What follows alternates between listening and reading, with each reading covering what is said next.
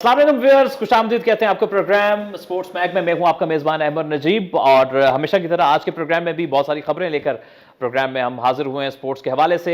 आजकल बहुत गहमा गहमी है, बहुत हलचल है स्पोर्ट्स की दुनिया में। एक तरफ दुनिया का सबसे बड़ा खेल फुटबॉल वर्ल्ड कप, उसके सेमीफाइनल स्टेजेस जो हैं वो अब तय हो चुकी हैं और फाइनलिस्ट टीमें जो हैं वो अब आ चुकी हैं, उसका फैसला हो चुका है, सेमीफाइनल खत्म हो चुके हैं। इसके साथ साथ पाकिस्तान में क्रिकेट चल रही है, इंग्लैंड की टीम हमारे दौरे के ऊपर है। इससे बढ़कर अभी जो जारी है इवेंट, पाकिस्तान सुपर लीग के 8वें एडिशन का ड्राफ्ट जारी है और इस 8वें ड्राफ्ट के साथ और बहुत सारी खबरें हैं जो आज के प्रोग्राम का मुख्तलिफ खेलों के हवाले से उस पर हम जिक्र करेंगे, तस्करा करेंगे। लेकिन ये जो 3 बड़ी खबरें थी वो मैं आपके सामने रखना चाहता था, जो कि हाईलाइट ऑफ द प्रोग्राम होंगी। लेकिन इसके अलावा और भी कुछ खेलों के हवाले से खबरें जो आज के प्रोग्राम का हम हिस्सा बनाएंगे। मैं हूं आपका मेज़बान अहमद नजीब और मेरे साथ हमेशा की तरह कोई ना कोई मेहमान ज़रूर मौजूद होता है। आज आप एक शख्स की यानी एक खातून की कमी महसूस कर रहे होंगे। मेरी को होस्ट है मारिया राजपूत। आज के प्रोग्राम के लिए वो निजी मसरूफियात की वजह से मौजूद नहीं हैं, लेकिन एज अ गेस्ट मुझे ज्वाइन किया young, very vibrant, emerging and very energetic journalist, जिन्होंने पिछले 1-2 सालों में बड़े बाहर की भी टूर किए हैं। इनका तो दिल नहीं कर रहा होगा वापस आने का, लेकिन ये बहरहाल फिर भी आ जाते हैं, इनका बड़ा फन है। अच्छा खैर, बहरहाल हमारे साथ स्टूडियोज में मौजूद हैं बड़े अच्छे दोस्त भी हैं। साद अब्बासी, इनको खुशामदीद कहते हैं, स्पोर्ट्स जर्नलिस्ट हैं। अस्सलाम वालेकुम, कैसे हैं? वालेकुम सलाम, अल्हम्दुलिल्लाह, खैरियत से आप? करम अल्लाह का। Right, thank you and nice to have you in the studio. Thank you. So हम थोड़ी सी बातचीत करते हैं पहले व्यूअर्स, पाकिस्तान इंग्लैंड के जो तीसरा टेस्ट होना उसके वाले से अब तक जो थोड़े मैच हुए, स्पेशली जो दूसरा टेस्ट हम वो भी हार गए, उस पर बात करेंगे। इन द मीनवाइल आपको पता है पीएसएल का ड्राफ्ट चल रहा है, जिसमें प्लैटिनम कैटेगरी और डायमंड कैटेगरी ऑलमोस्ट कंप्लीट हो चुकी है। लेकिन हम थोड़ी देर में जब उसकी बात करेंगे तो फिर हम आपको थोड़ी डिटेल्स देंगे कि क्योंकि अभी ड्राफ्ट का इवेंट खत्म नहीं हुआ और वो चल रहा है कि किस किस टीम ने किस किस प्लेयर को पिक किया है और वो किस तरह की पिक है, उस पर थोड़ी सी हम बातचीत करेंगे इसी प्रोग्राम के अंदर। लेकिन सबसे पहले प्रोग्राम का आगाज़ करते हुए साथ पहला टेस्ट रावलपिंडी में हुआ। हमारी इस साल के आगाज़ में ऑस्ट्रेलिया वाले मैच में रावलपिंडी के साथ कोई अच्छी यादें नहीं थी, उससे मिलता जुलता ही हमने एक पिच देखा। वो एक अलग बात है कि इस पिच में नतीजा निकल आया, इंग्लैंड जीत गया और हमने वो मैच जीत सके। जो मुल्तान का एक टेस्ट मैच हुआ उसमें, अच्छा व्यूअर्स, में एक छोटी सी चीज़, अभी मैं ऑफिस में साथ से बात कर रहा था, ये हमें थोड़ा सा फ़र्क पता होना चाहिए कि टर्निंग पिच किसे कहते हैं। टर्निंग पिच जो क्रिकेट की इस्तिलाह में एक ऐसा पिच होता है जिसमें गेंद पहले दिन से बहुत ज़्यादा टर्न कर रहा हो, जैसे आपको इंडिया में देखने को मिलता है कि पहले दिन गज गज बॉल टर्न कर रहा होता है। अभी आपने बांग्लादेश में देखा कि पहले दिन बड़ा बड़ा बॉल टर्न कर रहा होता है, ग्रिप कर रहा होता है। श्रीलंका में भी हम टेस्ट सीरीज खेल के हैं जहाँ पे पहले दिन से ही गेंद बड़ा टर्न करना शुरू करते थे। पाकिस्तान में कभी ऐसे पिच नहीं बनते जिसको आप स्क्वेयर टर्नर या रैंक टर्नर का नाम देते हैं या टर्निंग पिच का नाम देते हैं। सिर्फ एक फैसलाबाद की जो पिच है, इकबाल स्टेडियम फैसलाबाद, उसकी एक तारीफ है कि उसमें थोड़ा बेहतर टर्निंग पिच बनता है। लेकिन ओवरऑल पाकिस्तान की तारीफ नहीं, हमारी जो जिस तरह की मट्टी है हमारे मुख्तलिफ वेन्यूज़ के ऊपर, वहाँ पर रैंक टर्नर नहीं बनता। ज़्यादा से ज़्यादा क्या होता है कि हल्की स्लो टर्न होती है या फिर पिच में रफ जब बनते हैं चौथे और पांचवें दिन ज़्यादातर जाकर वहाँ पर उन रफ से बेसिकली बॉल टर्न होना शुरू होता है। मट्टी में ऐसा कुछ नहीं होता कि वो पहले दिन से बहुत ज़्यादा शार्प ब्रेक होना शुरू हो। जैसे अभी आपने मुल्तान टेस्ट देखा था, इसी पे हम साथ से भी आगे बात करेंगे।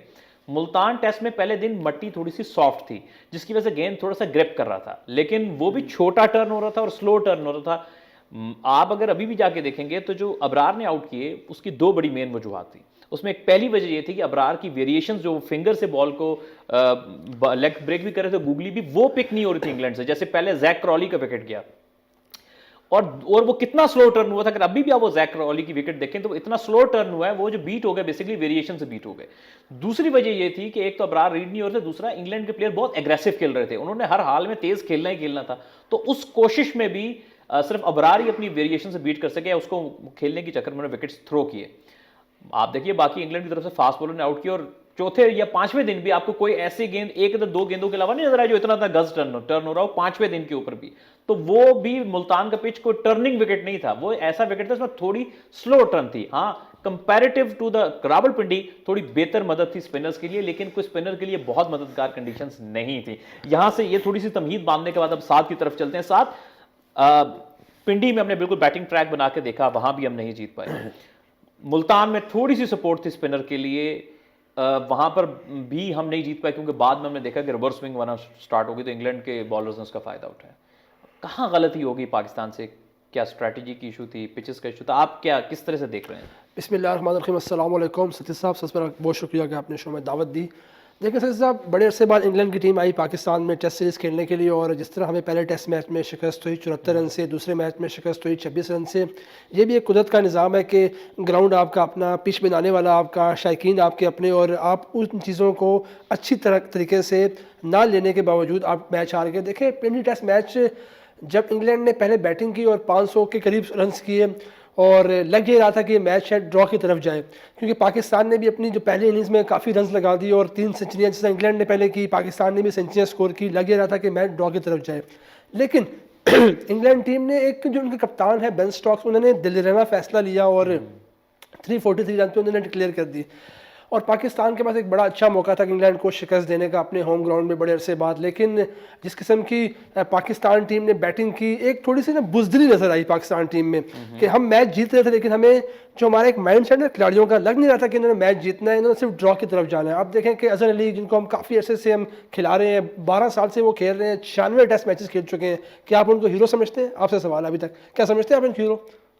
देखिए हाँ, इन कंडीशंस में तो वो डेफिनेटली 96 टेस्ट मैच खेल चुके हैं, 12 साल से वो खेल रहे हैं, तो एक लंबे अरसे से खेल रहे हैं, लेकिन वो पाकिस्तान के लिए मतलब कोई इतनी एक्स्ट्रा ऑर्डिनरी उन्होंने प्रॉमिस नहीं दी, ताकि जिस तरह अभी देखें उनका 100वां टेस्ट करीब है, उनको बाहर बिठा दिया हमने। एक सीनियर अच्छा, बाहर बिठाने के प्लेयर, ऊपर सीनियर प्लेयर है ना काफी। एक और मेरा क्रॉस क्वेश्चन है आपसे बाहर बिठाने के ऊपर। जैसे श्रीलंका में अभी हमने 2 टेस्ट मैचेस खेले थे, ठीक है, पहले में वो खेले थे, दूसरे में बाहर बिठा दिया गया था, ठीक है। यहाँ रावलपिंडी में पहला टेस्ट खेले, दूसरे में बाहर बिठा दिया गया। तो आपको लगता नहीं है कि थोड़ी कंफ्यूजन के शिकार है मैनेजमेंट भी कि एक में खिला के एक में बिठाना, एक में खिला के एक में बिठाना, या तो मुकम्मल खिलाएं या मुकम्मल ड्रॉप कर दें? यानी ये कैसे हो गया कि आपने 4 टेस्ट में 2 बार ड्रॉप कर दिया और फिर बीच में खिला भी लेकिन दिया? एक और बात है, क्या उनको जिम्मेदारी लेनी चाहिए थी पिंडी स्टेडियम में? चले हम टेस्ट मैच नहीं जीते, लेकिन वो वहाँ खेल रहे थे, आउट हुए, उसके बाद टीम आउट होगी, मैच हम हार गए, लेकिन एक सीनियर प्लेयर है, उसको जिम्मेदारी लेनी चाहिए थी। इतने अर्से से वो खेल रहे हैं और काफ़ी सवाल उसकी परफॉर्मेंस पे उठ रहे थे। दूसरी बात ये देखें कि आप जैसा सवाल कर रहे हैं कि हमारी जो गलतियां काफ़ी हुई बैटिंग में, हमने काफ़ी नए लड़कों को चांस भी दिए, फवाद आलम जिस तरह बाहर हुए, उसके साथ हमने शान मसूद को अभी तक नहीं खिलाया दोनों टेस्ट मैचेस में, हालांकि वो परफॉर्म करते आ रहे हैं, डोमेस्टिक में परफॉर्म किया उन्होंने, काउंटी में परफॉर्म किया, उसके बावजूद हम उनको चांस नहीं दे रहे। तो थोड़ी गलतियां हुई हैं हमारी बैटिंग में, और कुछ लड़कों ने, अब देखें जैसा सऊद शकील है, उसकी जितनी तारीफ की जाए कम है, उसने करके दिखाया, लेकिन बदकिस्मती से सेकंड टेस्ट मैच में उसका जो कैच आउट हो गया और सेंचुरी भी ना कर सके, और उसके आउट होने के बाद पाकिस्तान टीम हार गई। तो देखिए अब ये पाकिस्तान टीम की थोड़ी गलतियां हुई हैं बैटिंग में, तो अब देखते हैं कि आगे इनको किस तरह लेके चलेंगे, लेकिन सारा जो ब्लेम हम कर रहे हैं वो कप्तान पे कर रहे हैं, बाबर आजम पे, कि बाबर आजम ने इन दोनों शिकस्त की वजूहत बाबर आजम ही है और बाकी खिलाड़ी नहीं है। तो देखिए जिस तरह फ़हीम अशरफ को चांस मिला, हम काफ़ी तनकीद कर रहे थे सिलेक्शन पे कि फ़हीम अशरफ को क्यों नहीं खिला रहे, आप उनको खिलाएं, और हमने भी काफ़ी लोगों ने उसके लिए सोशल मीडिया पे आवाज़ उठाई, उनको टेस्ट मैच खिलाया, उन्होंने 12 के 13 ओवर किए, कोई खिलाड़ी आउट नहीं किया। मैंने नहीं लिखा था साहब नहीं उनकी तारीफ तारीफ तो हम करते हैं क्योंकि डोमेस्टिक में परफॉर्म कर रहे थे कि उनका, हमने कहा कि जो बंदा डोमेस्टिक में परफॉर्म कर रहा है उसको आप खिलाएं, मौका दें उसको टीम में। तो उन्होंने 12-13 ओवर किए, कोई उन्होंने खिलाड़ी आउट नहीं किया। पहली इनिंग में उन्होंने 22 स्कोर किया, दूसरी में 10 स्कोर किया, वो भी फ्लॉप नजर आया। दूसरी बात मैं बात करूंगा यहाँ पे नवाज की। देखिए वाइट बॉल में आप 40-45 करके हीरो बन सकते हैं, लेकिन टेस्ट क्रिकेट में आप नहीं हीरो बन सकते, क्योंकि डिफरेंट गेम है टेस्ट, यहाँ पे आपको लंबे स्कोर करने होंगे, टीम के लिए आपको लंबी इनिंग्स खेलनी होगी। तो नवाज का देखें कि नवाज को हमने चांस दिया टेस्ट में, उसने 40-45 स्कोर किया, विकेट उसने कोई भी नहीं ली। और वाइट बॉल में आप इस तरह के 40-45 करेंगे, आप हीरो ही बन जाएंगे, आपको अगला मैच ही मिल जाएगा। तो थोड़ी गलतियाँ हुई हैं सिलेक्शन से, जो पूरे टेस्ट खेलते हैं उनको चांस नहीं मिला। अच्छा, बिल्कुल ठीक है। अच्छा व्यूअर्स, एक और चीज़ भी, जब से अभी साथ बात कर रहे थे, एक नुक्ता है जो आप देखने वालों के सामने रखना चाहेंगे। ये हमारे यहाँ एक जुमला हम बहुत सुनते हैं कि यार इस खिलाड़ी ने हमें मैच जितवा दिया, या उस खिलाड़ी ने हमें मैच हरवा दिया, या कप्तान ने मैच जितवा दिया, कप्तान ने मैच हरवा दिया। कोई भी दुनिया में जो स्पोर्ट्स होता है ना, स्पोर्ट होता है, वो कभी एक बंदा नहीं जितवा सकता। कोई भी स्पोर्ट्स, प्रोफेशनल जो आप खेलते हैं स्पोर्ट्स जिसमें एक से ज़्यादा लोग होते हैं, उसमें हमेशा टीम एफर्ट की वजह से आप जीतते हैं। किसी का किरदार कम होता है जीत में, किसी का ज़्यादा होता है, वो ज़रूर होता है, लेकिन ये होता है कि एक बंदा नहीं हरा सकता या एक बंदा नहीं जितवा सकता। इसी तरह से जैसे अभी आप ये 2 टेस्ट मैच हारे हैं, तो सारा ब्लेम एक बंदे पे देना कि यानी कि जो कप्तान, हमारा एक तरीका कार बन गया है कि हम हमेशा नज़ला जो है ना वो सारा कप्तान पे गिरा देते हैं, ठीक है। तो ना तो एक बंदा, देखें जो आपकी स्ट्रैटेजी बनती है उसमें कप्तान के साथ कहीं ना कहीं नायब कप्तान भी होता है, फिर उसके बाद जो मेन एक बंदा होता है वो है आपका कोच होता है, फिर आपका बैटिंग कोच होता है, फिर इसके साथ आपकी पूरी थिंक टैंक होता है, फिर आपके सिलेक्टर्स होते हैं जिन्होंने उनको वो स्क्वाड सेलेक्ट करके दिया होता है, जिनमें से उनको लड़के चूज करने पड़ते हैं, वो 11 जो कि मैदान में खिलाने होते हैं। तो ये अगर आप अच्छा नहीं कर रहे तो उसमें कहीं ना कहीं उसमें वो जिम्मेदारी बहुत सारे और लोगों पर भी आती है, जिनका मैं कुछ तस्करा करने की कोशिश कर रहा हूँ।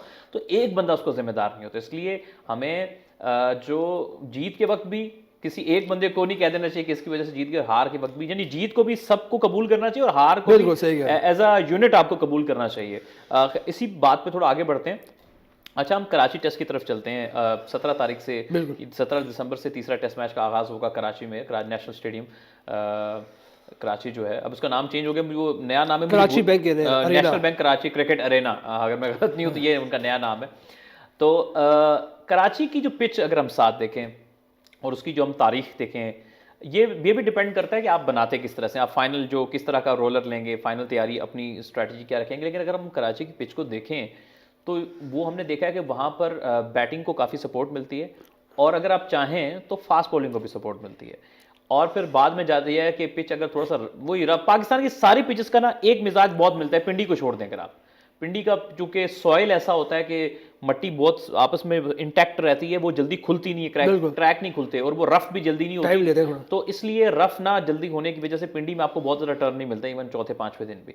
लेकिन जो ये लाहौर, कराची और इस तरह के जो वेन्यूज़ हैं, यहाँ पर ये होता है कि चौथे पांचवें दिन रफ पैचेस बन के वो मुश्किल हो जाता है बैटिंग करना स्पिन के खिलाफ उन पैचेस की वजह से। एक चीज़ मैंने साथ कॉमन देखी है इसमें कि पाकिस्तान में अच्छा रिजल्ट ओरिएंटेड पिचेस बनाने का एक ही फॉर्मूला है कि आप पहले घास छोड़ें। उस घास की वजह से क्या होगा कि पहले दिन थोड़ी सी विकेट्स गिरेंगी, सपोर्ट रहेगी, बाउंस रहेगी। बात काट रहा हूँ, जो आप बात कर रहे हैं फिर इससे हम डीमेरिट पॉइंट से बच जाएंगे।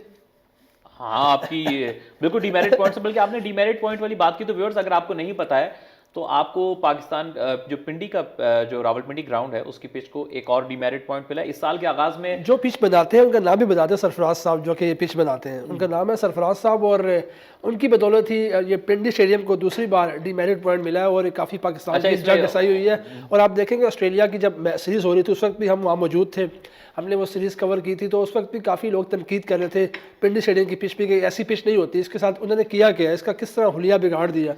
वही सेम कंडीशन थी अभी आप देखेंगे इंग्लैंड की सीरीज़ थी।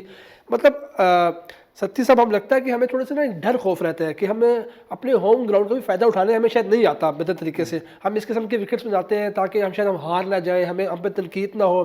देखिए गेम में हार जीत होती है, आपको तनकीद तो आप पे होगी, आपको सुननी चाहिए तनकीद, क्योंकि आप प्लेयर है, खिलाड़ी है। और जिस किस्म की पिच बनाई वो बाबा साहब हैं, 50 प्लस उनकी उम्र है, सरफराज साहब है। और एक छोटा सा वाक़या अगर आप कहते हैं मैं सुना देता हूँ। हमारे एक दोस्त है, ऑस्ट्रेलिया की सीरीज़ हो रही थी तो मैं उनके साथ, क्योंकि हमें इतना तो नहीं आइडिया होता पिच के हवाले से, कि लोग हमसे पूछते हैं कि पिच कैसी है ये, तो हम ज़रा उनसे, क्योंकि उनसे गाइडलाइन लेते थे कि पिच कैसी बनाई है आपने, तो उन्होंने, हम उनके पास गए तो मैंने उनसे पूछा था सर ये पिच के बारे में थोड़ा बता दे। तो उन्होंने आगे से मुझे बड़े गुस्से में बोला कि तुम बुकी हो, तुम्हें क्यों बताऊँ तुम बुकी हो।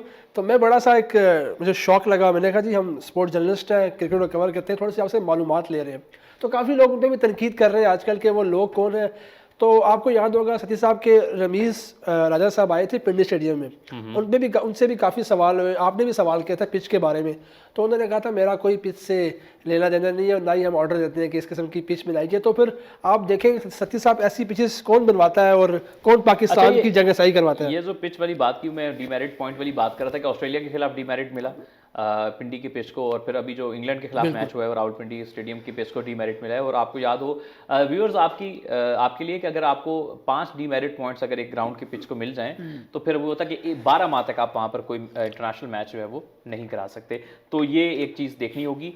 अब ये सवाल ये होता है, जैसे आपने क्यूरेटर की बात की, पिच बनाने वाले की बात की, ये भी देखना बहुत अहम। हमारे यहाँ जो क्यूरेटर होता है ना, पिच बनाने वाला होता है, उसकी हैसियत कुछ ज़्यादा नहीं होती पाकिस्तान की क्रिकेट में। उसकी वजह ये होती है, अमूमन यही होता है कि उसको कप्तान, कोच या हमारे कल्चर में कभी कभी चेयरमैन भी वो कह देता है कि यार चेयरमैन कप्तान वगैरह को अपनी इंटरनल बात में फिर कप्तान कहता है कि यार मुझे ऐसा पिच चाहिए, ठीक है। हाँ, ये भी एक, मैं बड़े वसौक से आपको ये कहता हूँ कि हमारे यहाँ को बहुत क्वालिटी के क्यूरेटर्स नहीं हैं, वो बिल्कुल ओल्ड स्कूल क्यूरेटर्स हैं, जिसने किसी ने 1960 में क्रिकेट खेली है, उसके बाद वो बाद में क्यूरेटर बन गया, वो देसी तरीकों से क्यूरेटर कर रहे हैं। हालांकि ये पूरी एक साइंस है, यानी मट्टी, उसका बिहेवियर क्या होता है, वो किस तरह से इंटरेक्ट करती है, इसकी जो पिच बनती है इसकी 2 से 3 तय होती हैं। ये बड़ा एक टॉपिक है, ये अलग से टॉपिक, इस पर घंटों बात हो सकती है। फिर जो बाहर से मट्टी अगर आप लाएंगे और आप मट्टी का अपना बिहेवियर अच्छा नहीं है, तो वो कौन सी मट्टी है जो इस आपकी लोकल मट्टी के साथ मिलकर ठहर सकती है, यानी ये पूरी एक साइंस है। इस काम के लिए जहां पर आपको बहुत बड़े दुनिया के जो बाकी क्यूरेटर्स हैं वो दरकार होंगे, बल्कि इसके साथ साथ आपके मुल्क में जो बड़े एग्रीकल्चर एक्सपर्ट्स हैं, जिनका सारी जिंदगी काम ही ये रहा है, जो इसके एक्सपर्ट हैं, कि एग्रीकल्चर एक्सपर्ट, सॉयल एक्सपर्ट्स हैं, जो किसी को जानते हैं, उनको साथ मिलाना पड़ेगा। क्योंकि अब जो स्पोर्ट्स हैं और जो क्रिकेट भी इवन और ये पिच मेकिंग भी है, ये पूरी एक साइंस है। इसको देसी तरीके से नहीं बना सकते कि पानी छोड़ दी तो एंज हो जाएगा, पानी रहने दी तो एंज हो जाएगा, बड़ा रोलर फेरेंगे तो एंज होएगा, छोटा रोलर फेरेंगे तो एंज होएगा।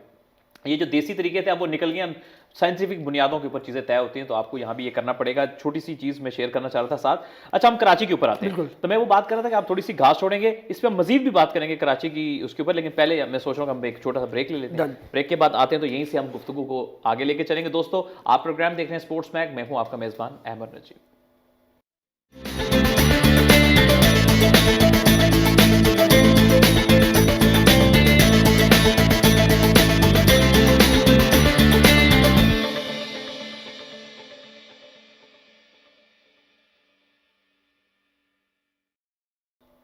Welcome back, viewers. You are watching the program Sports Mag, and I'm your host Ahmed Najib. I have Saad Abbasi, my guest in the program today.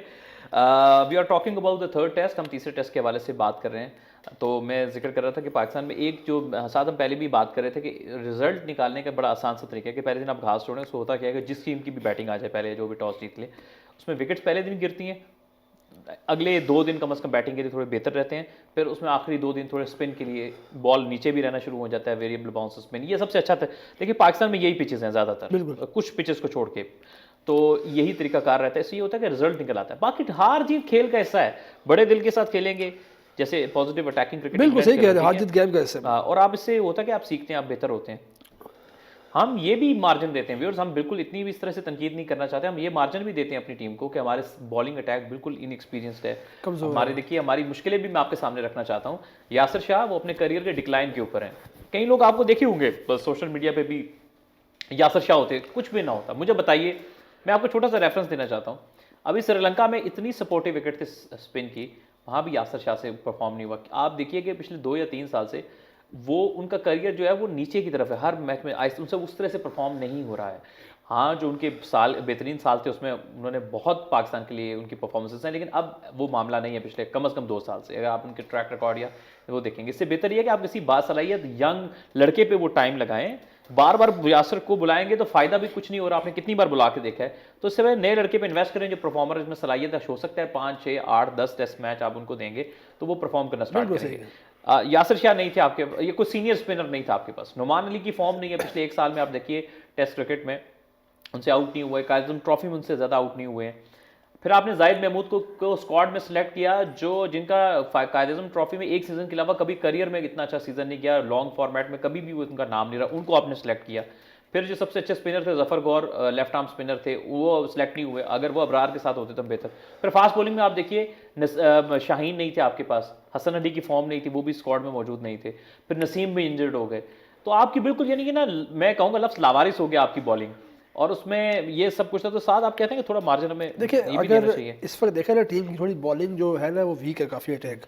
आप देखें किस तरह हारिस रऊफ, मैं थोड़ी बात कर लूँ पहले हारिस रऊफ की, कि हमारे ना यहाँ पे थोड़ा सा एक बड़ा मसला चलता आ रहा है। आप भी इस बात से एग्री करेंगे कि जो लड़का T20 परफॉर्म कर रहा है, आप उसको उठा के एकदम रेड बॉल में ले आते हैं। हारिस रऊफ हमें परफॉर्म करके दे रहे हैं T20 में, वनडे में। आप उसको डोमेस्टिक खिलाएं, पहले 4 डे क्रिकेट खिलाएं ताकि वहाँ परफॉर्म करे और फिर आके फिर टेस्ट क्रिकेट खेले। आप उसको एकदम उठा के लेके आए हैं T20 से टेस्ट में, उसने 10 के 12 ओवर किए, उसके बाद उसको मसला आ गया। हाँ, वो अनफॉर्चुनेट बॉल उसके ऊपर उनका पाऊ आ गया और उनका जो इंजरी हो गई। तो उसके बाद उन्होंने टेस्ट से वो बिल्कुल ड्रॉप हो गए। उसके बाद नसीम शाह से हमें काफ़ी उम्मीदें थी और फिर उनको भी इंजरी, वो भी टेस्ट सीरीज से बाहर हो गए। तो जो हमारे इस वक्त 3 टॉप के बॉलर हैं, नसीम शाह, शाहीन शाह अफरीदी, हारिस रऊफ, तीनों इस वक्त सीरीज़ से बाहर हैं। तो हमको जो हमने टीम जो स्क्वाड सेलेक्ट किया हुआ था उसी में से हम लड़के खिला रहे हैं, बैट से लड़का कोई लेके नहीं आ रहे हैं अब, क्योंकि ये फैसला किया गया कि जो लड़के मौजूद हैं स्क्वाड में उन्हीं को ही खिलाना है आपने। वसीम जिन्हों को मुझे लग रहा है कि चांस देंगे मोहम्मद अली की जगह। और अगर आप देखें, शायद मोहम्मद अली ने इन दोनों टेस्ट मैचेस में आपको बेहतर बताया कि आप डोमेस्टिक में काफ़ी कवर किया आपने अभी कसम ट्रॉफी। मोहम्मद अली ने कोई एक्स्ट्रा ऑर्डिनरी की परफॉर्मेंस नहीं दी, उनसे कोई विकेटें लेने नहीं हो रही थी और ना ही उनका बॉल कोई इतना हवा में हिल भी रहा था, ना ही अंदर हो रहा था, ना ही बाहर हो रहा था, और उनको काफ़ी मुश्किलात भी आ रही थी। और थोड़ी सी आपने चीज़ नोट की होगी कि मोहम्मद अली जब आके बॉल फेंकते थे तो वो थोड़ा सा आके रुकते थे, तो पता नहीं चल कोई मसला उनके साथ, आप ज़्यादा बेहतर बता सकते हैं कि अच्छा, वो इस पे हम थोड़ी बात, बड़ा इंटरेस्टिंग पॉइंट आपने साथ ये रेज किया है। कई दोस्त और भी थे जैसे कि वो एक कह रहे थे कि मोहम्मद अली जो हैं वो जब बॉल जो स्क्वाड में आए थे और किस तरह से आए, इसमें 2-4 फैक्टर्स मेरा ख्याल है हमें देखने बहुत अहम है। एक तो ये कि आप ये देखिए कि मोहम्मद अली को मैं अनलकी भी कहूँगा, वो इस तरह से कि जब अमूमन क्या होता है कि जब आपका एक डेब्यू होता है तो आपके साथ बाकी सीनियर बॉलर होते हैं, उसमें ये होता है कि वो आपको सपोर्ट मिलती है, दूसरे एंड से सपोर्ट मिलती है, तो आप उनके बीच में रह के परफॉर्म करने की कोशिश करते हैं।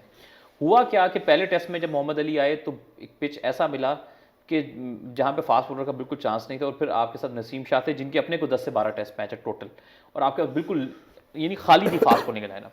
दूसरे टेस्ट में भी फास्ट बॉलर जो थे उसके लिए नए गेंद के साथ कोई इतनी खास मदद नहीं थी। अगर आप ये देखिए कि इंग्लैंड ने भी जो आउट किए हैं उसकी 2 वजूहत हैं उनके जो फास्ट बॉलर ने सेकंड इनिंग्स में। उसकी पहली बड़ी वजह यह है कि वो बहुत एक्सपीरियंस फास्ट बॉलर है, बिल्कुल एक्सपीरियंस है। एंडरसन दुनिया के नंबर 1 फास्ट बॉलर है, और फिर जो ऑली रॉबिन्सन भी है, ठीक है, वो 2 साल से इंटरनेशनल क्रिकेट खेल रहे हैं, फर्स्ट क्लास का एक्सपीरियंस बहुत ज़्यादा है, बहुत ही पॉलिश्ड फास्ट बॉलर है उनके। अब जो आप ये देखो कि अली या कोई और, जैसे बहुत से लोग नाम ले रहे थे, मीर हमजा का भी, मोहम्मद अब्बास का भी, या एक मोहम्मद उमर हैं, वो भी अच्छी परफॉर्मेंस है उनकी इस सीज़न में, सिंध के फास्ट बॉलर हैं। ये सब देखिए ऐसी पिचेस पे आउट करके हैं जहाँ थोड़ा सा घास होता है, थोड़ी सपोर्ट होती है, जहाँ पर आपको इन द एयर भी मूवमेंट मिल रही थी, घास तो फिर थोड़ा सा यहाँ पे एक सवाल जो उठता है कि क्या इनके साथ ज्यादती नहीं है कि आप इनको सारा साल उन पिचेस पे खिलाते हैं जहाँ पे ये परफॉर्म करते हैं, फिर जब कोई बड़ी टीम आती है तो वहाँ पे ऐसी पिचेस बनाते हैं ताकि ये परफॉर्म ना देखिए इसके 2 तरीके हैं, मैं इसका जो हल क्या है, पहली बात यह कि आपको घास रखना चाहिए थोड़ा सा मैच को लाइवली बनाने के लिए, और ये प्लेयर के साथ ज्यादती कि आप उसको और तरह की पिच पे खिला रहे हैं जिस तरह आपने कहा, और आप डोमेस्टिक में और तरह की पिच पे खेल रहे हैं और इंटरनेशनल में अचानक से एक और तरह की पिच, ये कैसे भी हो सकता है। थोड़ा सा हमें खौफ था जिमी एंडरसन का कि एक्सपीरियंस बॉलर है, खौफ की वजह से ही नहीं बनाई उन्होंने, लेकिन बात ये आप अपनी स्ट्रेंथ को बैक करते हैं। आप जब इंग्लैंड जाओगे तो वहां तो आप पिच नहीं बनाओगे। लेकिन यहाँ पे एक सवाल ये भी उठता है कि क्या हम इतने कमज़ोर हैं कि आप इतने कमज़ोर हैं कि एक बड़ी टीम आती है, देखिए हम जाते हैं इंग्लैंड ऑस्ट्रेलिया, हमें वहाँ पे अक्सर हार मिलती है उनके ग्राउंड में, अब वो टीम आई है उससे बदला लेने का मौका होता है अपने होम ग्राउंड में, तो वहाँ भी हम इस किस्म की अच्छा, वैसे इसमें एक बड़ी अहम बात ये है, ऑस्ट्रेलिया में तो चले दुनिया की शायद सबसे मुश्किल जगह है मैच जीतने के लिए, अगर आप ऑस्ट्रेलिया जाके खेल रहे हैं, बहुत कम टीमें उनको हरा पाती हैं। लेकिन इंग्लैंड में हमारा ट्रैक रिकॉर्ड बहुत अच्छा रहा है, यानी इंग्लैंड में जब भी हम जाते हैं या तो हम सीरीज को ड्रॉ करते हैं या कभी हम जीतते हैं, कभी हार जाते हैं, लेकिन हम बड़ा अच्छा टफ टाइम में देते हैं, हमारा रिकॉर्ड अच्छा है, हमें वो सूट करता है। लेकिन मैं इसलिए कह था कि देखिए हमारे मुल्क में वो आए हैं, सब कुछ हमारे पास है, हमारे होम ग्राउंड से, फिर भी हम जाके इतनी बुज़दिली का मुजाहरा करते हैं। हाँ, वो मैं वही आपको अर्ज कर रहा हूँ कि इसमें प्लानिंग का फुकदान है। मैं वही बता रहा हूँ कि यही यहाँ पे साल 2021 के आगाज में साउथ अफ्रीका की टीम पाकिस्तान आती है, दुनिया के 2 तेज तरीन और नामी गिरामी फास्ट बॉलर्स एंड्रेक नॉकिया और दूसरे कगिसो रबाडा उनके पास होते हैं। आप पिंडी के पिच में सेम घास छोड़ते हैं, उस वक्त घास छोड़ते हैं, इसका मतलब है वो थिंक टैंक बेहतर था, वो डरा नहीं था उस वक्त, आपने घास छोड़ा। उसी पिच के ऊपर नुमान अली ने भी पंजा लगाया, स्पिनर ने भी, हाँ भाई यार, ठीक है, वो अपनी बेसिकली एक्यूरेसी से आउट किए थे, बॉल टर्न नहीं हो रहा था, और उसी पिच पे हसन अली ने 10 विकेटें ली थी, पहली इनिंग्स में, 5 दूसरी इनिंग्स में। सिर्फ क्या था, आप डरे नहीं थे, आपको बेसिकली खौफ, हार से पहले हार का खौफ मार गया, बस इतनी सी बात है। और दूसरी बात ये कि अली की बात की थी, जब आपने एक बॉलर को सिलेक्ट कर लिया ना और आपने उसको उस मददगार पिचेस नहीं दी, फिर आपने उसको ड्रॉप नहीं करना, जो तरीकाकार होता है क्रिकेट में जब आप प्लेयर बनाना चाहते हो, आपने उसको साथ रखना है, उसको ग्रूम करना है और उसको टीम के साथ कैरी करना है। इसी तरह बॉलर तैयार होते हैं, वो बनते हैं, पहले मैच में नहीं कर रहा, दूसरे में नहीं कर रहा, तीसरे में नहीं कर रहा, आहिस्ता आहिस्ता सीखता जाएगा 5-6 मैचेस के बाद अपने पोटेंशियल पे बॉल करना शुरू कर देगा। पाकिस्तान में नहीं होता भाई, आप उसको 2 मैच खिलाएंगे, परफॉर्म नहीं करेगा, आपको नजर भी कहीं नहीं आएगा। जी बिल्कुल, असल में वो अगेन वही है ना कि हमारी जो अक्सर और बड़ी बदकिस्मती में देखा कि इतने टॉप के बॉलर्स हमारे इंजर्ड होने के बाद वो देखा कि फ़हीम अशरफ और मोहम्मद अली जिस तरह ओपनिंग पेयर की बॉलिंग कर रहे थे, और मेरे ख्याल से वो गलती ये थी कि आप सिर्फ, जब आप ये कह रहे हैं कि 2 ही फास्ट बॉलर खिलाने, फिर आप ऑलराउंडर ना खिलाएं, आपको नवाज और फहीम में सिर्फ एक को खिलाना, ये बात ठीक है, तो आपको 2 जेन्युइन फास्ट बॉलर के साथ जाना चाहिए था, ठीक है, और आपको फिर एक ऑलराउंडर खिलाना चाहिए था। अगर आपको लगता था स्पिनर का रोल ज्यादा है, डेफिनेटली स्पिनर का रोल ज्यादा था, क्योंकि फहीम रिवर्स तो नहीं करते ना,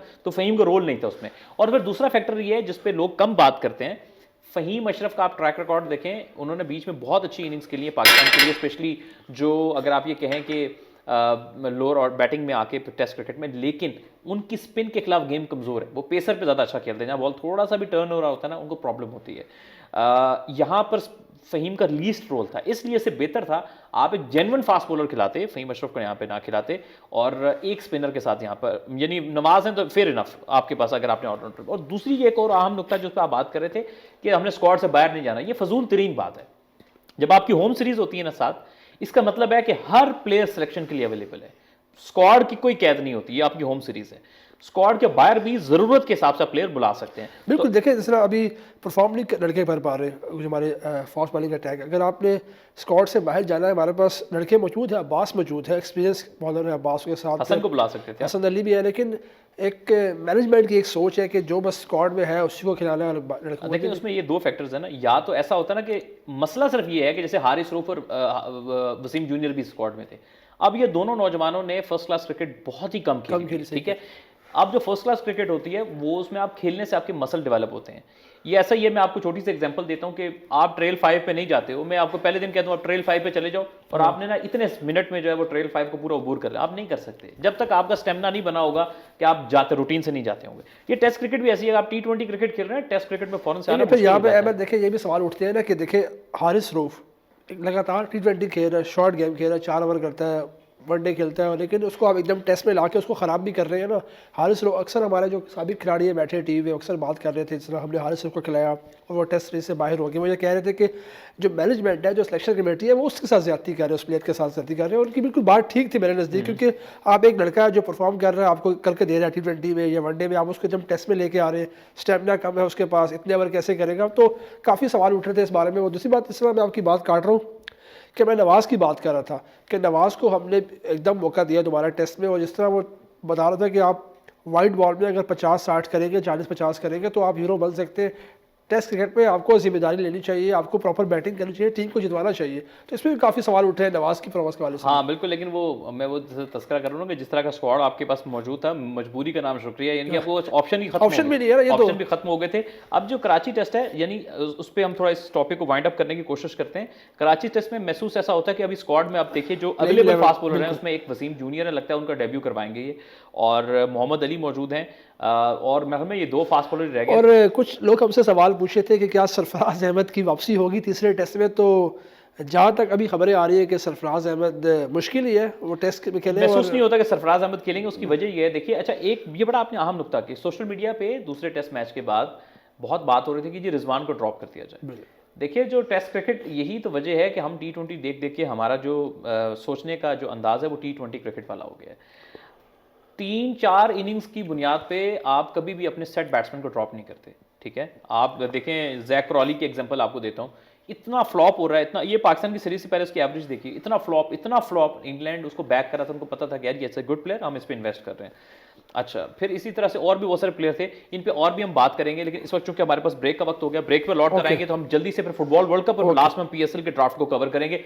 जी व्यूअर्स, वहीं से गुफ्तगू का आगाज करेंगे। हम बात कर रहे थे कि महसूस ऐसा होता है कि कराची टेस्ट में वसीम जूनियर, मोहम्मद अली होंगे, और फिर ये साथ में देखना पड़ेगा कि क्या जिस तरह का पिच तैयार करेंगे उस तरह से फिर इनको बाकी खिलाड़ी भी खिलाने पड़ेंगे। हमारे पास तीसरा फ़हीम अशरफ यानी ऑलराउंडर है, फास्ट बॉलर ही खत्म हो गए हैं, ये जो एक बड़ी एक अजीब सी सूरत हाल है, क्योंकि अब नसीम शाह भी नहीं है स्क्वाड के अंदर, और अगर मैं गलत नहीं हूँ साथ, तो और तो कोई हमारे पास चॉइस नहीं है, और कोई चॉइस हमारे पास नहीं है, क्योंकि हारिस भी नहीं है, नसीम शाह भी नहीं है, और कोई रिप्लेसमेंट कॉल नहीं की गई है। ये बड़ी एक अजीब सी बात है। अब ये देखिए, ये 180 डिग्री, अगर यहाँ पर आपने बात होती है स्ट्रैटेजी बनाने की, पिचेस में घास छोड़े होते हैं ना, तो आपके सारे फास्ट बॉलर्स एप्लीकेबल होते हैं। अभी ये डर क्यों रहे हैं, पिचेस फटा बनाते हैं कि यार एंडरसन आउट ना करते, उन फटा पिचेस पे आपके जो बॉलर्स हैं जैसे मीर हमजा हो गए या अब्बास हो गए, क्योंकि उनको थोड़ी सपोर्ट चाहिए होती है, वो बॉल नहीं कर सकते।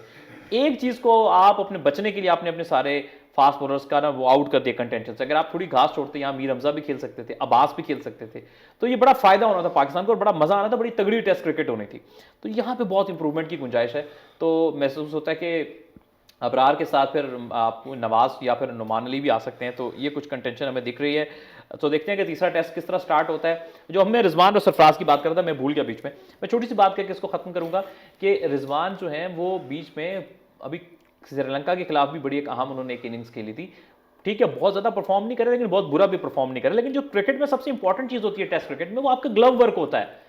मेरा नहीं ख्याल कि दुनिया में इस वक्त रिजवान से ज्यादा एक्यूरेट ग्लव वर्क कोई दूसरा विकेट कीपर कर रहा है। अगर उनसे कोई टक्कर होगी तो वो बेन फोक्स, वो बहुत अच्छे विकेट कीपर हैं, 1-2 विकेट कीपर और इनकी बात होगी। तो as a player, as a आप 2 या 4 इनिंग्स या 5 इनिंग्स में किसी को ड्रॉप नहीं कर सकते, ऐसा नहीं होता, ऐसा होना शुरू हो जाए तो। हालांकि सरफराज भी बहुत अच्छे विकेट कीपर है, लेकिन पॉइंट इज दैट कि रिजवान तब ड्रॉप होंगे जब उनकी परफॉर्मेंस बिल्कुल ही नीचे चली जाएगी। आप कहेंगे यार कैच भी छोड़ रहा है, रन भी नहीं कर रहे। और एक आखिरी फैक्टर, फिर वो बात से बात निकलती है, टेस्ट क्रिकेट में आपका नंबर बहुत इंपॉर्टेंट होता है। आप रिजवान के नंबर देखें पिछले 3 टेस्ट सीरीज में चेंज किया काफी, कभी उसको ऊपर कभी बेच, अभी कभी वो छठे पे खेल रहा है, उसको ओपनिंग भी करवाई थी हमने, 7वें पे खेला, छठे पे भी खेला, तीसरे पे भी खिलाया और ओपन भी कराई। ये T20 क्रिकेट नहीं है, टेस्ट क्रिकेट है। यहाँ नंबर चेंज होने से प्लेयर की परफॉर्मेंस पे बहुत फर्क पड़ता है, तो ये फैक्टर को भी हमें साथ में कंसीडर करना पड़ेगा। आप बेसिकली आपकी प्लेइंग 11 गलत होती है, आपका स्क्वाड गलत होता है, जिसकी वजह से आपका प्लेयर अपने नंबर पे नहीं खेल पा रहा। समझ रहे हैं मेरी बात को आप? ठीक है, यहाँ पर शान मसूद अपने नंबर पे खेल रहे होते हैं ना दूसरे टेस्ट में, मिसाल या अजहर खेलते या शान खेलते थे, ठीक है, जो भी खेल रहा होता, तो बाबर अपने ही नंबर 4 पे खेलते, सऊद 5 पे खेलते, आगा सलमान जो है या तो वो ऊपर आते या फिर रिजवान अपने 6 पे खेलते या 7 पे, जो भी इनमें से होता, तो आपको बहुत बेहतर रिजल्ट नजर आते। तो पॉइंट मेरा ये सिर्फ यही है कि आपकी 11 भी उसकी वजह से सब ये स्ट्रगल आपको एक एक स्टेप पे बाकी करना पड़ रहा है। तो हम मूव करते हैं, कुछ बात करते हैं हम इस वक्त फीफा वर्ल्ड कप के ऊपर, और मैं साथ में कुछ को अपनी रिक्वेस्ट करूंगा जो हमारे प्रोड्यूसर हैं कि वो हमारे जो एक मेहमान हैं उनको लाइन पे लेने की कोशिश करें, ताकि हम फुटबॉल पे उनकी भी राय जो है वो हासिल कर सकें। फुटबॉल वर्ल्ड कप चल रहा है जी, सेमीफाइनल स्टेजेस जो है वो मुकम्मल हो चुकी हैं, और जो अब मुकाबला करना है फाइनल में अर्जेंटीना और फ्रांस को। लेकिन जो सबसे अहम बात, हाईलाइट इवेंट जो इस पूरे वर्ल्ड कप का रहा है, वो मराकश, जिसको उर्दू में और अंग्रेजी में मोरक्को कहते हैं, उनका सेमीफाइनल तक पहुंचना है। ये दूसरी मुस्लिम टीम थी जो कि सेमीफाइनल तक पहुंची, से कबल तुर्की की टीम 2002 के फुटबॉल वर्ल्ड कप के सेमीफाइनल तक पहुंची थी। उन्होंने जिस तरह से खेल खेला, स्पेशली इवन सेमीफाइनल में भी उन्होंने बड़ा मुकाबला किया। ठीक है, वो मैच नहीं जीत सके, लेकिन अपने से बहुत ज्यादा टैलेंटेड, अपने से बहुत ज्यादा एक्सपीरियंस, एक पावर हाउस कहेंगे फुटबॉल का फ्रांस, जो कि लास्ट टाइम की चैंपियन भी है, एक से एक सुपरस्टार उनकी टीम में मौजूद है। उनको उन्होंने टफ टाइम दिया, यानी प्लेट में रख के उन्होंने मैच नहीं दिया है। थोड़ी सी एक्सपीरियंस की कमी रही थी मोरक्को की तरफ से कि वो मूव बनाते थे, एक लेकर चलते थे गेंद को, लेकिन वो उनके स्ट्राइकर फिनिश नहीं कर पा रहे थे। लेकिन अगेन एक ऐसा मुकाबला, मैं थोड़ी सी जहां पे अगर हम जो लास्ट प्रोग्राम किया था उसमें अभी क्वार्टर फाइनल मैचेस नहीं हुए थे, तो क्वार्टर फाइनल से लेकर अब तक थोड़ी सी एक में आपके सामने कि क्या क्या किस तरह से कौन सी टीम आगे आई, मैं वो आपके सामने जरूर रखना चाहूंगा। बहुत ही अहम मैचेस हुए। मैं क्वार्टर फाइनल में जी क्रोएशिया और ब्राजील का मैच हुआ था, जो कि एक एक गोल से बराबर रहा था, जिसमें फिर पेनल्टी शूट्स आउट पे 4-2 से जो है क्रोएशिया की टीम ने ब्राजील जैसी बड़ी टीम को, 5 टाइम के वर्ल्ड चैंपियन को शिकस्त दी थी। उसके बाद अगला क्वार्टर फाइनल नीदरलैंड्स और अर्जेंटीना के दरमियान हुआ, जिसमें नीदरलैंड्स ने पहले, अर्जेंटीना ने 2-0 से बढ़तरी हासिल कर ली थी, बहुत आगे जा रही थी, लेकिन लास्ट कुछ जो मिनट्स थे उस पर उन्होंने कमबैक किया था और वो पेनल्टी शूट आउट पे जो है वो फिर अर्जेंटीना जीत गई थी। बहुत बहुत आउटस्टैंडिंग मैच हुआ था। लेकिन द मीनवाइल जी हमारे साथ अली मेहदी आ चुके हैं, जो कि फुटबॉल पे बहुत गहरी निगाह रखते हैं, स्पोर्ट्स एनालिस्ट हैं। इनसे हम अब तक की ये जो क्वार्टर फाइनल से लेकर सेमीफाइनल स्टेजेस तक की जो फुटबॉल हुई है उसको हम उनसे इनकी राय जानने की कोशिश करेंगे। अस्सलाम वालेकुम अली, कैसे हैं आप? वालेकुम अस्सलाम, मैं बिल्कुल ठीक हूँ, थैंक यू। अली मुझे ये बताइए कि मैं क्वार्टर फाइनल से लेकर अब तक की ओवरऑल जेनेरिक आपका एक एनालिसिस चाहता हूं कि जिस तरह से हमें बहुत एक्साइटिंग मैचेस देखने को मिले कि ब्राजील और क्रोएशिया का मैच भी पेनल्टी शूट आउट्स पे जाके उस पर फैसला हुआ, फिर अर्जेंटीना और नीदरलैंड्स का मैच भी पेनल्टी शूट आउट्स पे गया, फिर उसके साथ जिस तरह मोरक्को ने अपसेट कर दिया पोर्चुगल को हराकर, एंड फिर इंग्लैंड एंड फ्रांस चले, फ्रांस इंग्लैंड से थोड़ी सी काइंड बेहतर टीम थी। कैसे आप समअप करेंगे पहले क्वार्टर फाइनल्स को और फिर सेमीफाइनल पे बात करेंगे? देखिए, अगर क्वार्टर फाइनल की बात की जाए तो एक्चुअली 4 बहुत जबरदस्त क्वार्टर फाइनल है। अगर हम पहले 2 क्वार्टर फाइनल की बात करें जो पिछले हफ्ते हुई थी, तो वो 2 बहुत जबरदस्त मैच थे। एक था हैवीवेट ब्राजील के दरमियान और एक था क्रोएशिया के दरमियान। और ब्राजील को हम जानते हैं 5 दफा के वर्ल्ड चैंपियन रह चुके हैं, बहुत जबरदस्त टीम है। 20 साल से उन्होंने वर्ल्ड कप नहीं जीता था, तो उनके लिए बहुत बड़ा मैच था। फिर क्रोएशिया जो थे पिछले वर्ल्ड कप के रनर अप थे। तो अगर इस मैच की अगर बात की जाए तो बहुत अच्छा मैच था। ब्राजील ने बहुत अटैक किया था, कम से कम 22 शॉट्स ली थी और 10 ऑन टारगेट थे, जिसपे वो उन्होंने आखिरकार गोल किया था, एक्स्ट्रा टाइम में किया था। और जब एक्स्ट्रा टाइम में गोल किया था, फिर क्रोएशिया को एक ही मौका मिला था जिसपे उन्होंने जाके शॉट ऑन टारगेट पे गोल था। और यही क्रोएशिया की स्ट्रैटेजी थी कि ब्राजील को पेनल्टीज पे लेते हैं, क्योंकि पेनल्टीज पे वो वैसे भी उन्होंने पिछले मैच में जापान के खिलाफ वो जीते थे और पेनल्टीज उनकी स्ट्रॉन्ग सूट थी। तो उसी सूरत उन्होंने वो मैच पेनल्टीज पे लेकर और पेनल्टीज पे जाके फिर उन्होंने जीत लिया था, जब उनके कीपर ने 2 सेव किए थे। तो ओवरऑल बहुत जबरदस्त था और बहुत बड़ा इम्पैक्ट था बल्कि इस राउंड का सबसे बड़ा अपसेट था ब्राजील, जो 5 दफा के चैंपियन, वो अब बाहर हो गए थे और क्रोएशिया ने अपनी जगह कर ली थी सेमीफाइनल में। अगर दूसरी क्वार्टर फाइनल की बात की जाए तो बहुत सनसनीखेज मुकाबला था अर्जेंटीना के दरमियान, और ये मैच बिल्कुल अर्जेंटीना ने जीता हुआ था, 2-0 जीता हुआ था, लेकिन आखिरी 10 मिनट में जाके वुल्फर्ड्स ने 2 गोल किए थे, जिसपे ये एक्स्ट्रा टाइम पे चला गया था। एक्स्ट्रा टाइम पे जब गया था तो फिर से ये पेनल्टीज पे गई थी, और पेनल्टीज पे जब लग रहा था कि हॉलैंड कुछ करे, जब नीदरलैंड कुछ करेगा, तो बहुत अच्छा है, 2 अच्छे सेव किए थे मार्टिनेज जो अर्जेंटीना के कीपर थे, जिसके बाद उन्होंने जाके ये पेनल्टी शूट आउट जीत ली थी, ओवरऑल 4-2 जीत लिया था। तो इसी जगह इसके साथ साथ सेमीफाइनल जो हुए थे वो अर्जेंटीना और क्रोएशिया का पहले सेमीफाइनल हो गया था। अगर दूसरी 2 क्वार्टर फाइनल्स की बात की जाए तो पहला जो मुकाबला था वो पुर्तगाल और साथ में, तो पुर्तगाल और साथ में जो था मराकश के दरमियान था, मोरक्को के दरमियान था। सब ने कहा था कि पुर्तगाल जीतेगी, सब तज्जियाकार ने कहा था कि पुर्तगाल जीतेगी, लेकिन क्रिस्टियानो रोनाल्डो की जो टीम है ये मैच नहीं जीत पाए, और एक एल नेसीरी की बहुत जबरदस्त टावरिंग हेडर के थ्रू जाके उन्होंने ये मैच जीता था, 1-0 जीता था। और क्रिस्टियानो रोनाल्डो के जो ख्वाब थे वो बिल्कुल टूट गए थे जब वो नहीं पहुंच सका, जब उसकी सफर खत्म इख्तिताम तक पहुंची थी। इसी के साथ पुर्तगाल पहले अपने सेमीफाइनल क्वार्टर फाइनल जो था वो मोरक्को पहली अफ्रीकन टीम थी जो सेमीफाइनल में पहुंच चुकी थी। अगर आखिरी मुकाबला की जाए वो 2 हेवीवेट्स के दरमियान था, वो फ्रांस और इंग्लैंड। इंग्लैंड ने ये मैच बिल्कुल डोमिनेट किया था, लेकिन जब जरूरत के मुताबिक जाके फ्रांस ने बहुत अच्छे 2 गोल किए थे। टूचेमेनी ने ब्लॉक ब्रेक शॉट गोल किया था पहले हाफ में, गोल जबरदस्त किया था। और फिर साथ में ये था कि इंग्लैंड पेनल्टी जीती थी जिसपे हैरी केन ने गोल किया था, और फिर उसके बाद जाके बहुत अच्छा एंटोइन ग्रीजमैन के क्रॉस पे जाके जिरू ने एक हेडर मारा था, और ये मैच फिर 2-1 पे जीत गए थे। जब लग रहा था कि ये इंग्लैंड फ्रांस जीत जाएगी तो इंग्लैंड को एक और पेनल्टी मिली थी जिसपे हैरी केन जो उनके कप्तान थे वो मिस उन्होंने कर लिया था।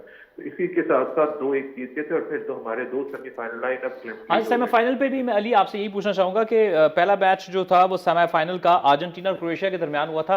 हम एक्सपेक्ट करते थे कि क्रोएशिया हमेशा से बहुत टफ टाइम देती है, one of the best midfield उनके पास मौजूद है, लेकिन अर्जेंटीना की पेस उनकी स्ट्रैटेजी को बिल्कुल नहीं वो मैनेज कर पाए। 3-0 हो गया अर्जेंटीना और क्रोएशिया के बीच में।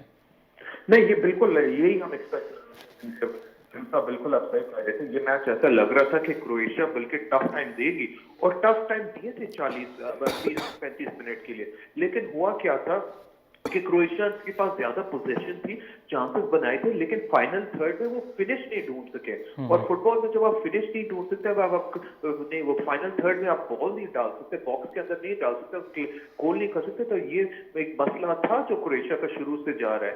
आप टूर्नामेंट के नॉकआउट स्टेजेस तक पहुंच सकते हैं, लेकिन अगर आपके पास फिनिशर नहीं है, कोई क्वालिटी स्ट्राइकर नहीं है, इस तरीके से मारियो मैंड्ज़ूकिच था पिछली बार, तो बहुत मुश्किल हो जाता है। तो उसी वजह से फिर उन्होंने डोमिनेट किया, लेकिन फिर अर्जेंटीना को पेनल्टी मिल गई, उसके बाद 1 वे ट्रैफिक हो गया। मेसी ने पहला गोल किया था, जिसके बाद अल्वारेज ने 2 बहुत अच्छे गोल किए थे, एक मेसी का असिस्ट था और एक तीसरा। और अली क्विकली हमें आगे ब्रेक की तरफ चलना है, तो आपसे बस एक क्विक वर्ड चाहेंगे जो फिर सेकंड सेमीफाइनल हुआ मोरक्को एंड फ्रांस के बीच में, उसको कैसे आप समअप करेंगे क्विकली? देखिए, मैं समझ जल्दी ये कहूंगा कि मराकश ने बहुत सनसनीखेज खेला, बहुत अच्छा खेला, उन्होंने पूरी जान मारी थी, लेकिन अनफॉर्चुनेटली जब मौके मिले वो फिनिश नहीं कर सके। उन्होंने सब कुछ किया, पोजीशन रखी, क्रिएटिव बहुत अच्छा किया, फॉरवर्ड में बहुत अच्छा खेला, लेकिन गोल नहीं कर पाए। और इसी सूरत में फ्रांस को जब 2 मौके मिले थे तो उनके हर्नांडेज ने पहला एक बहुत अच्छा वॉली मारा था, और फिर जो दूसरा था वो एक मुआनी ने, एक सब्स्टिट्यूट जो थे, उन्होंने जाके आते हुए उन्होंने एक टोपो करके गोल कर लिया किलियन एम्बाप्पे की मुंह से। इसी सूरत से फिर फ्रांस जो है फाइनल में, ये चौथी बार फाइनल में पहुंच चुके हैं, और वो पहली टीम बन सकती है फ्रांस जो 60 साल के अंदर जाके अपने क्या जो है वर्ल्ड कप को डिफेंड कर पाए, 1962 के बाद जो ब्राजील ने किया था पहले के नीचे।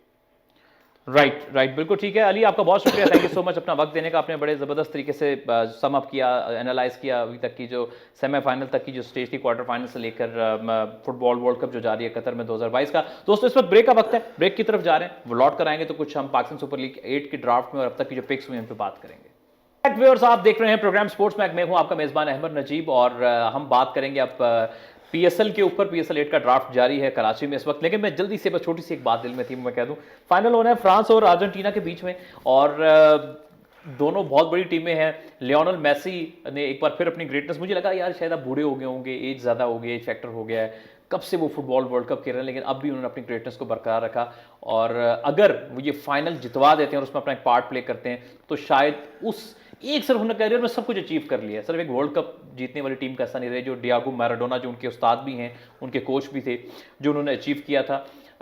सो वो एक छोटी सी बस एक कमी वो भी पूरी हो जाएगी, मैच हो जाएगी, and one of the greatest in the history of football Lionel Messi. I think ये ब्लेसिंग है कि स्पोर्ट्स में इस तरह के लोग और फुटबॉल में ऐसे लोग अभी तक फुटबॉल खेल रहे हैं। मैं ड्राफ्ट के पिक की तरफ चलूंगा, अब तक जब तक पिक्स हुई हैं जल्दी से इसको सम अप करने की कोशिश करेंगे कि क्या क्या क्या पिक हो चुके हैं। तो मैं अभी जो लेटेस्ट ऑर्डर जो है उसके हिसाब से मैं पिक, मेरे पास लिस्ट आ रही है क्योंकि अभी साथ साथ लिस्ट कंपाइल हो रही है, सो मैं आप तक पहुंचाता हूं जी कि क्या सूरत हाल चल रही है जी। सिल्वर कैटेगरी की पिक 2, उसमें उमैद आसिफ पिक हुए हैं, उनको कोयटा ग्लैडिएटर की टीम ने पिक किया। मैं जल्दी से रिवाइंड कर दूंगा। इस्लामाबाद यूनाइटेड ने इस फर्स्ट पिक जो है सिल्वर में उनके पास मौजूद थी, और mystery leg spinner Abrar Ahmed को उन्होंने पिक किया, जिनका इस वक्त चर्चा भी बहुत है। ये पहली बार पिक नहीं हुए पीएसएल में, इससे केवल पीएसएल 6 में वो पेशावर ज़ल्मी की टीम का हिस्सा भी रह चुके हैं, और उसके पहली बार वो पीएसएल में कराची किंग्स की टीम की तरफ से पिक हुए थे काफी एडिशंस पहले। इसके साथ हम अगर राउंड को देखें तो जो गोल्ड राउंड है उसमें दानिश अजीज को पेशावर ज़ल्मी ने पिक किया, जो कोयटा है उन्होंने एहसान अली को गोल्ड राउंड में पिक किया है, अकील हुसैन को मुल्तान सुल्तान ने पिक किया है, सिकंदर रजा जो जिम्बाब्वे के प्लेयर हैं उनको लाहौर कलंदर्स ने पिक किया है, एंड्रयू टाई जिनका ताल्लुक ऑस्ट्रेलिया से है, फास्ट बॉलर हैं, उनको पिक किया है कराची किंग्स ने, लियाम डॉसन उनको लाहौर कलंदर ने पिक किया, ऑलराउंडर है इंग्लैंड से, और फिर अरशद इकबाल फास्ट बॉलर्स उनको पेशावर ज़ल्मी ने पिक किया, पाकिस्तान के लिए T20 क्रिकेट खेल चुके हैं। मूविंग ऑन फ्रॉम दैट, अगर हम देखें तो मजीद हम इसको पिक करते, अगर हम डायमंड राउंड की बात करें कि डायमंड राउंड में क्या पिक हुई है, कौन सा खिलाड़ी कहां गया, तो अफगानिस्तान से ताल्लुक रखने वाले फजले हक फारूकी, ये वही फजले हक फारूकी जिनको नसीम शाह ने 2 छक्के मारे थे, आप कैसे भूल सकते हैं, इनको पिक किया है इस्लामाबाद यूनाइटेड ने डायमंड कैटेगरी में। इसके साथ अफगानिस्तान से ताल्लुक रखने वाले मुजीबुर रहमान जो कि मिस्ट्री स्पिनर हैं, उनको पिक किया पेशावर ज़ल्मी ने डायमंड कैटेगरी में। हुसैन तलत को वाइल्ड कार्ड का इस्तेमाल करते हुए लाहौर कलंदर ने पिक किया। अभी बड़ी इंटरेस्टिंग पिक है, वाइल्ड कार्ड कहते हैं, मैं जल्दी से बात करूंगा, वक्त भी थोड़ा सा कम है हमारे पास। वाइल्ड कार्ड कहते हैं कि ऐसा कार्ड आपके पास होता है कि आप उसका इस्तेमाल करते हुए अभी जिस कैटेगरी की पिक चल रही है तो उससे नीचे भी जाके कोई प्लेयर आप पिक कर सकते हैं निचली कैटेगरी का, तो इसको वाइल्ड कार्ड का यूज कहते हैं, जो कि लाहौर कलंदर ने यूज किया और उनको हुसैन तलत को पिक किया। वेस्ट इंडीज के साथ ताल्लुक रखने वाले hard hitting allrounder Odean Smith को पिक किया है कोयटा ग्लैडिएटर्स ने। इंग्लैंड के opening batsman top order player James Vince को कराची किंग्स ने पिक किया है डायमंड कैटेगरी में, और जेम्स फुलर जिनका ताल्लुक इंग्लैंड से है उनको पिक किया है कराची किंग्स ने डायमंड कैटेगरी में। इन मूविंग फॉरवर्ड हम अगर बात करें प्लैटिनम कैटेगरी की, राउंड 2 में रॉबमैन पावल जिनका ताल्लुक जो है वेस्ट इंडीज से है, ये भी बड़े शौरा आफाक ऑलराउंडर हैं, इनको पेशावर ज़ल्मी ने पिक किया। इसके अलावा रहमानुल्लाह गुरबाज जो कि विकेट कीपर बैट्समैन अफगानिस्तान से, पिछली बार भी इस्लामाबाद यूनाइटेड का हिस्सा रहे थे, उनको फिर इस्लामाबाद यूनाइटेड ने पिक किया है। इमरान ताहिर को कराची किंग्स ने प्लैटिनम कैटेगरी में पिक किया, लास्ट टाइम ये मुल्तान सुल्तान के साथ 2-3 एडिशंस खेल चुके हैं। जोशुआ लिटल ये आयरलैंड के प्लेयर हैं, ये भी बड़े इंप्रेस किया इन्होंने और इंटरनेशनल लेवल पर, और इनको पहला प्लेयर होगा पीएसएल की हिस्ट्री में आयरलैंड का जिसको प्लैटिनम कैटेगरी में पिक किया गया है। जोशुआ लिटल को वाइल्ड कार्ड यूज करते हुए मुल्तान सुल्तान ने पिक किया। Must be very interesting pick, देखेंगे कि कितनी काम करेगी ये पिक उनके लिए। So moving forward from that, अगर हम राउंड 1 की पिक्स की बात करें पीएसएल प्लैटिनम राउंड 1, तो फखर जमान को पिक किया लाहौर कलंदर ने। ये 2 बार हो चुका है, लास्ट पीएसएल में भी ऐसा हुआ था कि लाहौर कलंदर ने ड्रॉप किया था फखर जमान को, रिटेन नहीं किया था, फिर उन्होंने पिक कर लिया था अपनी बारी पे। इस बार भी सेम ऐसा ही किया। वनिंदु हसारंगा शोरा फॉग लेग स्पिनर, बैटिंग भी कर लेते हैं, उनको कोयटा ग्लैडिएटर ने पिक किया राउंड 1 प्लैटिनम में।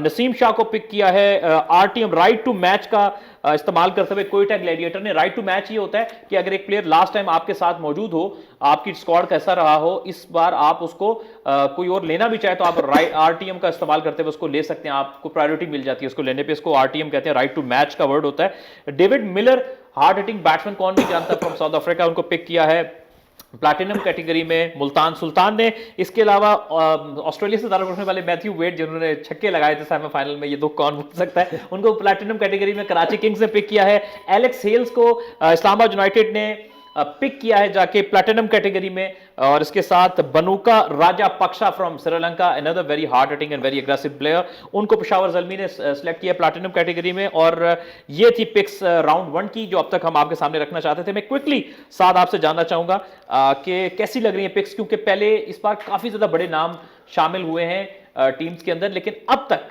क्योंकि अभी ड्राफ्ट चल रहा, खत्म नहीं हुआ, एक नाम बड़ा है जो अब तक पिक नहीं हुआ, एरन फिंच को अब तक किसी ने नहीं लिया। देखिए जो पिक्स आ रही है और काफ़ी इंटरेस्टिंग लड़के सामने आ रहे हैं इस बार। देखिए श्रीलंका के लड़के काफ़ी ज़्यादा नज़र आए हैं आपको, खासकर अफगानिस्तान के असर आपने बताया, गुरबाज है, फजल फारूकी है, और उनकी अगर बात करूँ ना फारूकी की, तो मैं उनका मैच देख रहा था कल, उनका जो बिग बैश में उन्होंने बड़ी अच्छी परफॉर्मेंस दी, उनको बिग बैश ने भी उन्होंने पिक किया। उसके साथ साथ इमरान ताहिर को अब वो मूव कर गए हैं कराची की तरफ मुल्तान से। और अब सबसे इंटरेस्टिंग बात जो अब लोग काफ़ी सवाल उठा रहे थे कल से कि बाबर आजम कप्तान हो गए पेशावर ज़ल्मी के, उसमें भी काफ़ी सवाल उठ रहे थे कि बाबर आजम अब क्या किस तरह नए अंदाज से जाते हैं, पेशावर ज़ल्मी को जिताते हैं कि नहीं जाते हैं, क्योंकि काफ़ी उन पर सवाल उठे थे। आपको याद होगा जब वो कराची किंग्स में थे। तो अब यह है कि लड़के जो लड़के नए नए पिक हो रहे हैं, तो काफ़ी इंटरेस्टिंग लीग होगी पाकिस्तान सुपर लीग, और हमें मज़ा आएगा और शायकीन को काफ़ी मज़ा आएगा कि जो इंटरनेशनल प्लेयर्स हैं जो को हर टीम में खेलते हैं वो पाकिस्तान में आकर खेलेंगे और खिलाड़ियों को मज़ीद, और जो तमाशाई उनको मज़ीद एंटरटेन करेंगे। राइट जी दोस्तों, ये वैसे इस पे हम सेर हासिल गुफ्तगू करेंगे अपने अगले प्रोग्राम में, क्योंकि वक्त बहुत ही कम रह चुका है और इतना वक्त नहीं है अभी ड्राफ्ट क्योंकि चलता रहेगा, तो उसमें बात होती रहेगी हमारे ड्राफ्ट में। इसलिए हम उसमें जब स्क्वाड सारे आ जाएंगे तो हम प्रॉपर एनालाइज करेंगे कि किस स्क्वाड में कौन से प्लेयर हैं, उसकी क्या स्ट्रेंथ है, क्या वीकनेस है। अभी जो अपडेट्स आ रही हैं हम सिर्फ आपको एक काइंड ऑफ अपडेट दे रहे हैं इस ड्राफ्ट में जो कि अब तक पिक्स हो चुकी हैं। मैं बात करना चाहूँगा इसी हवाले से कि ये PSL 8 का ड्राफ्ट है, इसमें काफ़ी बड़े नाम मौजूद हैं। आई होप कि इस बार और मज़ा आएगा, बहुत कुछ होने वाला है, बहुत ही इंटरेस्टिंग चीज़ है। लेकिन इस सारी गुफ्तगू में, सारी बातचीत में मैं एक छोटी सी एक जिक्र करना चाहूँगा। कल एक अफसोसनाक खबर भी हमें सुनने को मिली खेलों के हलकों से, जहां पर जो असिस्टेंट कोच थे बलोचिस्तान क्रिकेट एसोसिएशन के, बलोचिस्तान क्रिकेट टीम के राज हंस साहब, उनका इंतकाल हो गया। उनके हवाले से छोटी सी तफसील, क्योंकि बहुत सारे दोस्त उसके हवाले से नहीं जानते। राज हंस ने काफ़ी ऑफ स्पिनर थे और काफ़ी फर्स्ट क्लास क्रिकेट खेली थी, बलोचिस्तान से उनका ताल्लुक था, डिपार्टमेंट क्रिकेट भी बहुत अरसे तक वो खेलते रहे। फिर उसके साथ पाकिस्तान के कैंप में भी उनको कई बार मदऊ किया गया। 1980 की दहाई में, 90 की दहाई में काफ़ी नामवर फर्स्ट क्लास प्लेयर थे जो कि बलोचिस्तान की टीम का कोचिंग का पार्ट थे। उनके कोचिंग में बलोचिस्तान ने एक मेजर टाइटल भी रिसेंटली जीता था। सो वो इस दुनिया से चले गए। K2 TV के प्लेटफॉर्म से हम नेक ख्वाहिशात का इजहार करते हैं और अफसोस का इजहार करते हैं उनसे, उनके हल्का अहबाब से और उनकी फैमिली से। राज हंस साहब, आपकी क्रिकेट में जो खिदमात हैं वो हमेशा याद रखी जाएंगी, और आप यकीनन पाकिस्तान की क्रिकेट में, डोमेस्टिक क्रिकेट में और ख़ास तौर पे बलोचिस्तान की क्रिकेट में हमेशा नामवर थे और आप हमेशा नामवर रहेंगे। तो छोटी सी हम उनके हवाले से ज़रूर कि उनकी बात कीजिए, उनके हवाले से, राज हंस साहब के हवाले से। सो मूविंग अप दोस्तों, ये सूरत हाल है कि आज के प्रोग्राम में हमने और भी बहुत सी खबरें शामिल कर दी थी, लेकिन इतनी पैक आज का प्रोग्राम था कि बात करते हुए साथ के साथ इतना मज़ा आया कि वक्त का पता ही नहीं चला कि किस तरह से वक्त आपका बहुत शुक्रिया कि आपने दावत दी, बड़ा मजा आया मुझे। जैसे हमने पहले इंग्लैंड के इस टेस्ट सीरीज के हवाले से हमने बात की, फिर बीच में हमने फुटबॉल वर्ल्ड कप की बात की, अभी उसका फाइनल होना है फ्रांस और अर्जेंटीना के बीच में, फिर अब PSL का है जो कि अभी still draft continue. I hope के और बड़ी इन्फॉर्मेटिव गुफ्तगू करते हैं। मैंने देखा कि काफ़ी इन्फॉर्मेशन देते हैं लोगों को, लोग काफ़ी खुशी से आपका प्रोग्राम देखते हैं और बड़ा मज़ा है आपसे गुफ्तगू करके। मैंने बड़ा मतलब पिच के बारे में भी आप लोगों को इस तरह बता रहे हैं जिस तरह कि आपने पिच जाके बनाई है, और बॉलिंग के बारे में, बैटिंग के बारे में काफ़ी मतलब डीप जाते हैं, और आपने बड़ी लोगों को मैं देख रहा हूँ कि काफ़ी इन्फॉर्मेशन दी, लोग काफ़ी खुश होते हैं। थैंक यू साद, आपका बहुत शुक्रिया, थैंक यू। आप यहाँ पर मौजूद रहे, आप हमारे प्रोग्राम में तशरीफ लाए। व्यूअर्स, ये था आज का प्रोग्राम। आई होप आपको स्पोर्ट्स मैक प्रोग्राम आज का पसंद आया होगा। इंशाल्लाह अगले प्रोग्राम में कुछ नई खबरों के साथ, कुछ नए चेहरों के साथ, कोई ना कोई मेहमान नया आता रहता है, फिर आपकी खिदमत में हाजिर होंगे। तब तक के लिए अपने मेज़बान अहमद नजीब को इजाज़त दीजिए। अल्लाह हाफिज़।